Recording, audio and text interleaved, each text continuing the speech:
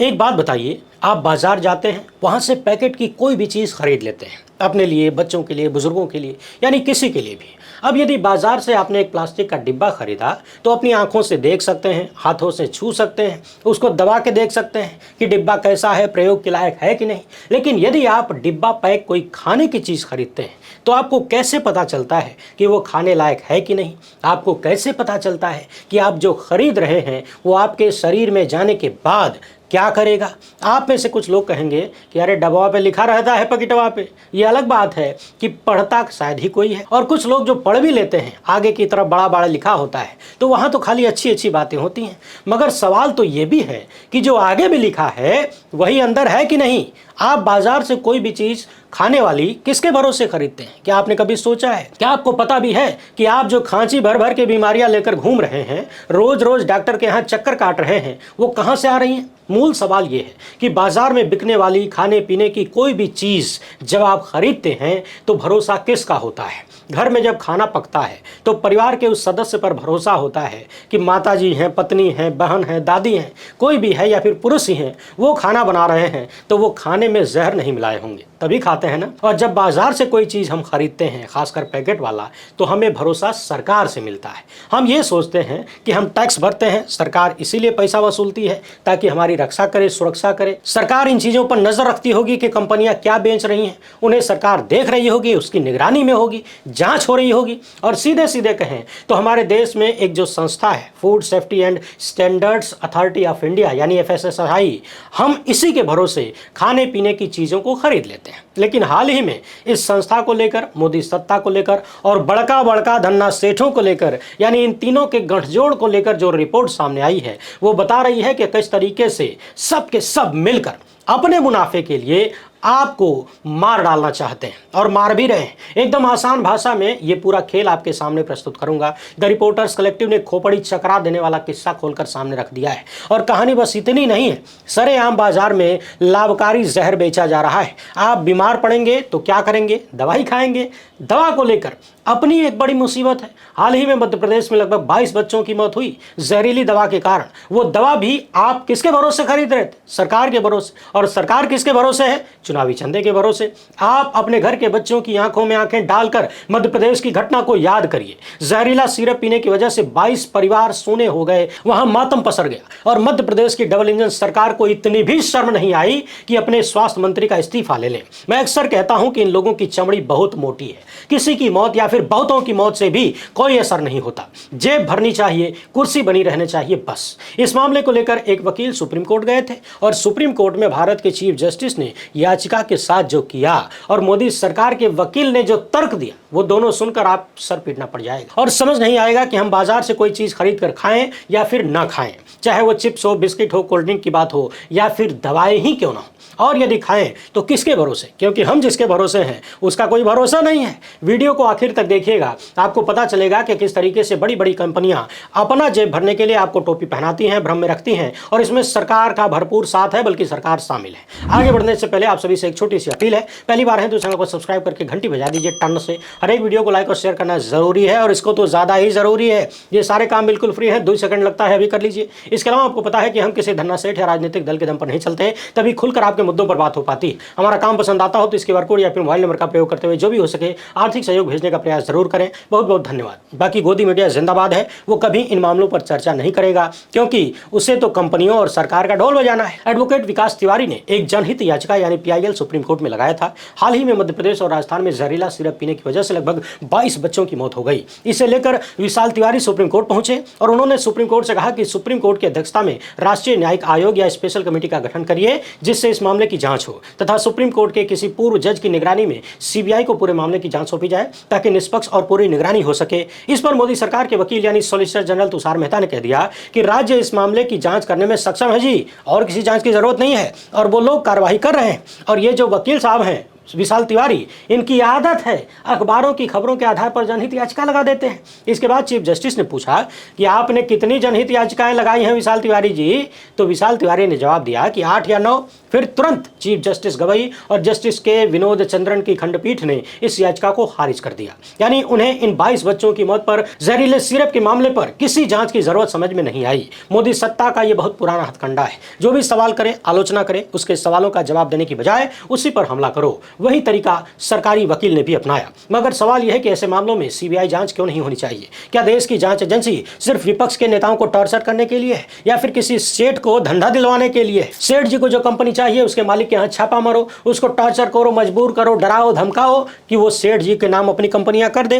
क्या जांच एजेंसियों का काम सिर्फ यही रह गया है? आखिर 22 बच्चों की मौत के बाद भी इस मामले में क्या सुप्रीम कोर्ट को निगरानी भी नहीं करवानी चाहिए? क्या इस आधार पर कोई याचिका फालतू मानी जा सकती है कि वकील ने 8-9 PIL दर्ज किया है अब तक? या फिर इस आधार पर याचिका रद्द की जा सकती है कि किसी ने अखबार में खबर पढ़ के याचिका डाल दिया और फिर मोदी सत्ता के वकील को यह कैसे पता चला कि सामने वाले ने अखबार की खबर को पढ़ के याचिका लगा दिया है? जरा सोचिए, यहां सीधे सीधे 22 बच्चों की मौत की कहानी है। इतनी जघन्य घटना हुई फिर भी ऐसी उदासीनता है। जहां डायरेक्ट जहर ने इतना काम किया है, इतनी मौतों का जिम्मेदार है, वहां ऐसी उदासीनता है। तो जहां धीमा जहर दिया जा रहा है, धीरे धीरे लोगों को बीमारी दी जा रही है, मारा जा रहा है और लोग मर रहे हैं, वहां कैसी उदासीनता होगी? वहां कितना बड़ा खेल होगा? आप बाजार जाइए, एक पैकेट बिस्किट उठाइए और पैकेट पर सामने बड़ा बड़ा लिखा होता है 20% protein, high fibre, energy boost, और फिर पैकेट को पलट के देखिए, पीछे छोटे छोटे अक्षरों में, इतना महीन कि आप बिना चश्मा लगाए पढ़ भी नहीं पाएंगे, उसमें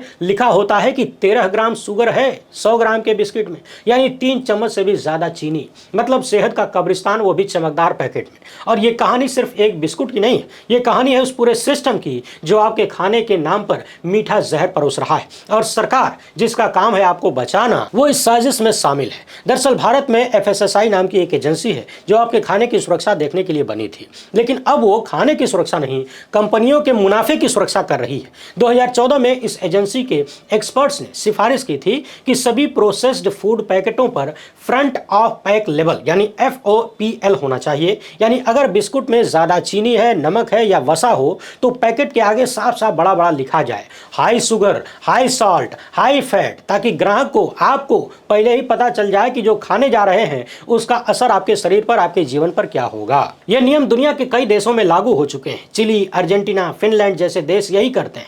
वहां जनता को बचाने के लिए सरकार ने कंपनियों की मुनाफाखोरी से टक्कर ली। लेकिन भारत में क्या हुआ? यहां 10 साल बीत गए, नियम अब तक लागू नहीं हो पाए। क्यों? क्योंकि सरकार और FSSAI ने कारपोरेट लॉबी के सामने घुटने टेक दिए, लेट गए ये दोनों। और ये घुटने टेकना कोई अचानक नहीं हुआ है, इसका पूरा प्लान था। 2018 में FSSAI ने जब पहली बार लाल निशान यानी रेड लेवल का प्रस्ताव रखा, तब पेप्सी, कोका कोला, हल्दीराम जैसी कंपनियों ने शोर मचाना शुरू किया और कह दिया कि ये तो हमारे धंधे को मार डालेगा, यानी ये लोग जनता को मार डालें चलेगा, इनका धंधा चलना चाहिए। और FSSAI ने उसी समय एक विशेषज्ञ समिति बना दी जिसमें ज्यादातर सदस्य या तो कंपनियों से जुड़े थे या उनके विचारों के पक्षधर थे, यानी उनके लोग थे। और उपभोक्ता संगठनों की आवाज वहां लगभग गायब थी, जनता की आवाज गायब थी। इस समिति ने फिर स्टार रेटिंग का आइडिया निकाला, यानी बिस्कुट को 1 से 5 स्टार दे दो, जैसे मोबाइल ऐप की रेटिंग होती है। अब सोचिए, आप कोई बिस्किट खाते हैं जिसमें 28 ग्राम चीनी है, लेकिन उसमें थोड़ी सी मूंगफली या फाइबर मिला दी गई है, तो उसे 3 स्टार मिल जाते हैं। यानी एक अस्वास्थ्यकर चीज को हेल्दी बनाकर बेचा जा सकता है। क्या यह उपभोक्ता के साथ धोखा नहीं है? डॉक्टर कहते हैं कि ऐसे उत्पादों पर सीधी चेतावनी होनी चाहिए, न कि स्टार वाला खेल। लेकिन FSSAI को तो जनता की सेहत से ज्यादा चिंता कंपनियों के फायदे की है। अब बात आती है इस रिसर्च की जिस पर यह पूरी नीति टिकी हुई थी। FSSAI ने यह काम IIM अहमदाबाद को सौंपा, लेकिन IIM ने भी खुद रिसर्च नहीं की, बल्कि एक private data firm Dexter consultancy को यह मामला दे दिया और इस पर 2 करोड़ 60 लाख रुपए खर्च भी हो गए। आखिर में रिपोर्ट में यह तो माना गया कि चेतावनी लेवल ज्यादा असरदार है, लेकिन फिर भी रिपोर्ट ने स्टार रेटिंग को चुना। यानी मान रहे हैं कि हाई शुगर, हाई फैट जैसी चीजें लिखी जानी चाहिए, मगर स्टार रेटिंग को चुनते हैं। ठीक वैसे ही जैसे राम मंदिर वाले मामले में हुआ, सुप्रीम कोर्ट ने किया। जैसे रिपोर्ट किसी नाटक की स्क्रिप्ट हो जिसमें पहले से तय हो कि हीरो कौन है। इस रिपोर्ट को जब सुप्रीम कोर्ट में दिखाया गया तब भी FSSAI ने उसके अहम हिस्सों को छुपा लिया और जब RTI से लोगों ने जानकारी मांगी तो मना कर दिया गया। गया, कह दिया कि ये कारपोरेट सीक्रेट है। सोचिए कि जब बात हमारे खाने की है, हमारे शरीर की है, हमारे बच्चों के स्वास्थ्य की है, तो इसे सीक्रेट क्यों रखा जाना चाहिए? क्या हमारा स्वास्थ्य अब व्यापारिक राज बन गया है? और सबसे शर्मनाक बात यह है कि जब एनजीओज ने पीआईएल दायर की तो कोर्ट ने आदेश दिया कि 3 महीने में फैसला किया जाए, लेकिन एफएसएसआई ने जुलाई तक कुछ नहीं किया।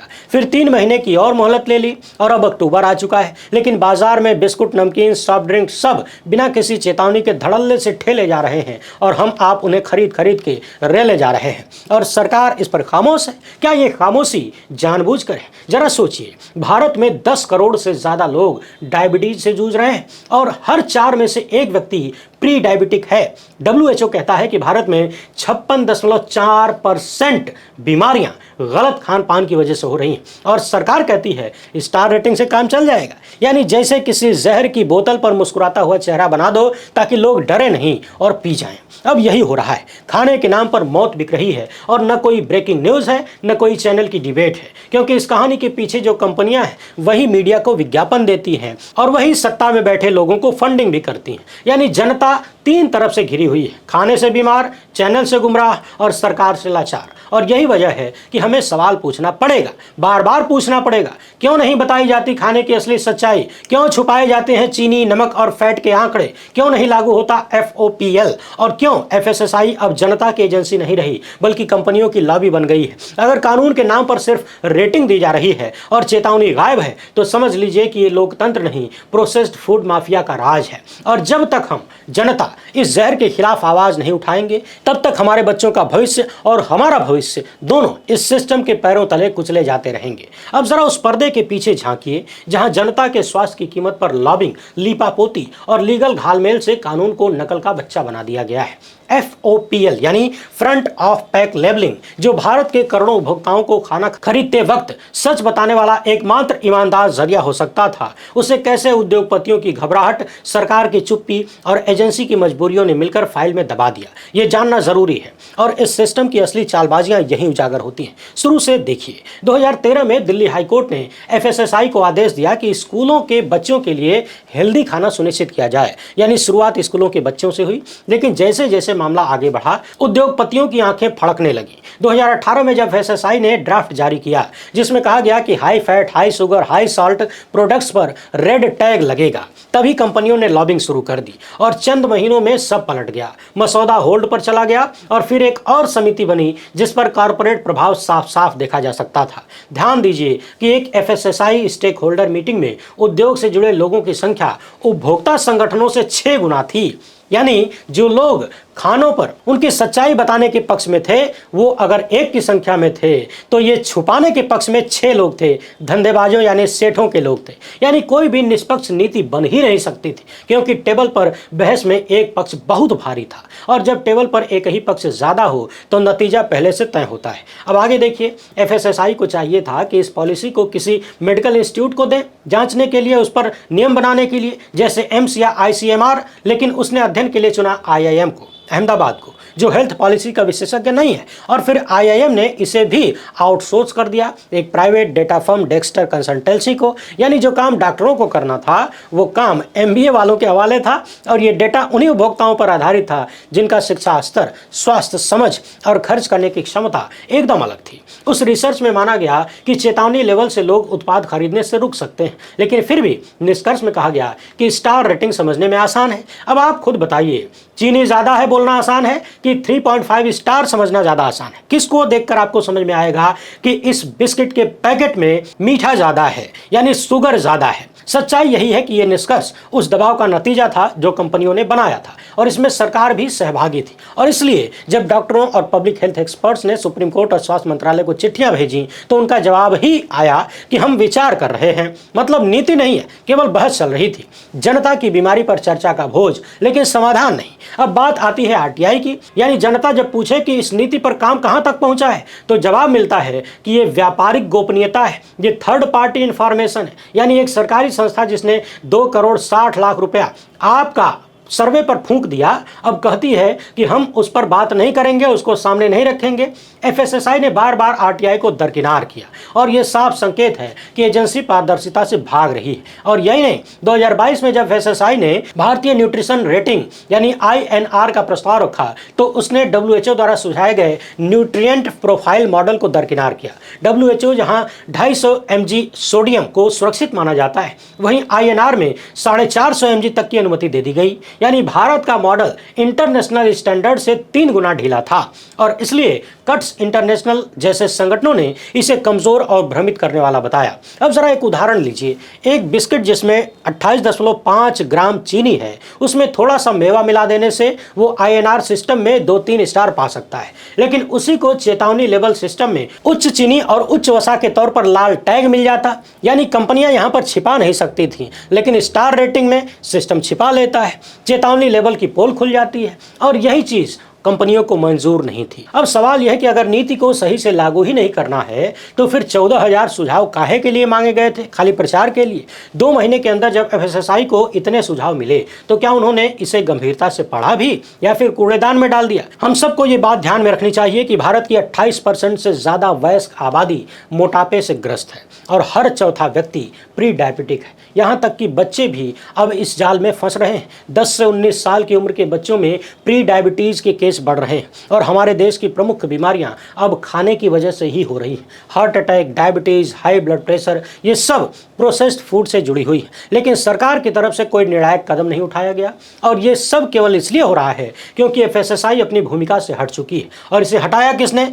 जाहिर तौर पर सरकार और सेठों ने। वो एक रेगुलेटर नहीं, अब एक मैनेजर की तरह बर्ताव कर रही है, वो भी सेठों के लिए, जो कंपनियों के हित में फैसले लेती है, पारदर्शिता से डरती है और आरटीआई को रोकने के बहाने खोजती है। और सबसे दुखद बात यह है कि देश का मीडिया इस मामले पर चुप है, क्योंकि उसी मीडिया को ये कंपनियां करोड़ों का विज्ञापन देती हैं। तो इस पूरी कहानी का निचोड़ ये निकलता है कि इस देश में खाना अब सिर्फ खाना नहीं रहा, ये एक पॉलिटिकल और कॉरपोरेट सौदा बन चुका है, जहां आपकी प्लेट में जो खाया गया है उस पर आपकी मर्जी नहीं चलती, बल्कि कंपनियों की रणनीति और सरकार की सहमति तय करती है कि आप क्या खाएंगे और उसको खाने के बाद कितने बीमार हो जाएंगे। अब जरा सोचिए, एक ऐसी एजेंसी जिसका नाम है एफएसएसआई, यानी भारत की खाद्य सुरक्षा की अंतिम जिम्मेदारी रखने वाली, वही सबसे पहले जनता से ये छुपा रही है कि उसके खाने में कितना जहर है। ये बात सिर को नहीं, आत्मा को झकझोरती है। और अगर अब भी आप चुप रहे तो अपराध केवल उनका नहीं होगा, हम सबका होगा, क्योंकि बात अब इतनी सी नहीं रह गई है कि पैकेट पर चेतावनी क्यों नहीं लिखी गई।